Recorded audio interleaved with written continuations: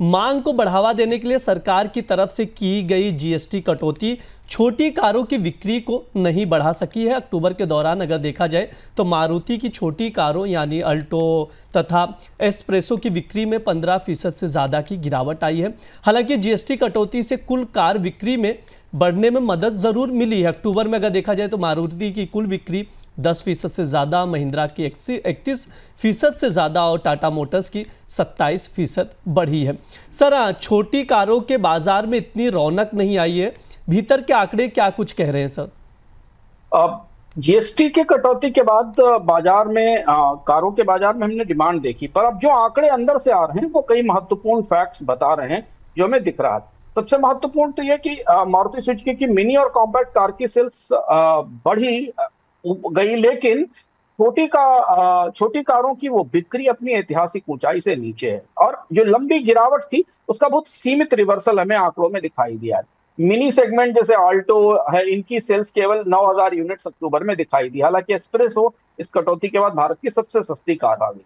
तो अगर आप आबादी देखें और पुराने पीक ईयर्स में जो भारत की सेल्स थी छोटी कारों की, उस हिसाब से जीएसटी कटौती का हमें कोई बड़ा असर नहीं दिखाई देता। लेकिन हाँ, अगर आप बाकी कारों की पूरी बिक्री देखें तो कई तिमाहियों में पहली बार अक्टूबर में ये एसयूवी से आगे निकल गई 85,000 यूनिट्स के आसपास। और छोटी कारों में मारुति के जो पोर्टफोलियो है ओवरऑल वो 17% से बढ़कर 20% हो गया जीएसटी कटौती के बाद। पर जो सबसे महत्वपूर्ण है, जो भारत के एस्पिरेशंस को टू व्हीलर से फोर व्हीलर की तरफ मूव करने वाला जो सेगमेंट था, जिसमें माना जा रहा था कि कारें तेजी से बिकेंगी, और जहां अगर आप ध्यान दें सबसे ज्यादा कटौती भी हुई थी आल्टो की और एस्प्रेसो की प्राइस में, इस रेंज की कारों में, वहां हमें बाजार का रिस्पॉन्स बहुत ठंडा दिखाई पड़ा। और ये एक किस्म की पहेली है जो हमें बाजार के भीतर से तमाम आंकड़ों से दिखाई दे। सर, ये भी समझाइए कि मिनी सेगमेंट में रिकवरी क्यों नहीं आई? कई महत्वपूर्ण फैक्टर इसमें दिखाई देते हैं जब आंकड़ों को देखें। एक तो ये कि जो शहरी और ग्रामीण खरीदार थे वो एसयूवी और फीचर रिच हैचबैक कारों के तरफ ज्यादा करीब से देख रहे थे, और जो बाइंग बाजार में आई वो नए ग्राहकों से ज्यादा अपग्रेड करने वाले खरीदारों की थी। इसलिए आपको बहुत ज्यादा बाइंग बाजार में दिखी उन लोगों की जिनके पास एक पुरानी कार थी, उन्होंने बेची और उसके बाद अपने आप को अपग्रेड किया। ऑल्टो और एंट्री सेगमेंट की चमक बिल्कुल नहीं बाजार में दिखाई दिया, या यूं कहे कि घट गई। प्राइस जरूर 8 से 10% कम हुए, लेकिन कई शहरी ग्राहकों के लिए फिर भी वो महंगे थे, उनकी जेब की क्षमता के आधार पर या उनकी एस्पिरेशंस को, उनकी उम्मीदों को वो सूट नहीं करते थे। तो जो थोड़ी महंगी कार ले सकते थे वो इससे ऊपर के कारों में। भीतर की बात देखें तो ग्रामीण मांग, जहां पर अल्टो का पारंपरिक बाजार है, एस्प्रेसो का कस्बाई मांग का बाजार है, वहां महंगाई बढ़ी हुई थी, ग्रामीण इनकम बढ़ी नहीं है और सेंटिमेंट पूरी तरह रिकवर नहीं हुआ है। पेंटअप डिमांड तो बनी लेकिन बहुत ज्यादा नहीं दिखाई दी। तीसरी महत्वपूर्ण बात है कि फाइनेंसिंग और ओनरशिप कॉस्ट का भी इशू था। फाइनेंसिंग कॉस्ट बढ़ी, इंश्योरेंस प्रीमियम बढ़े, जीएसटी कट के बाद भी लोन और इंटरेस्ट रेट ऊंचे थे।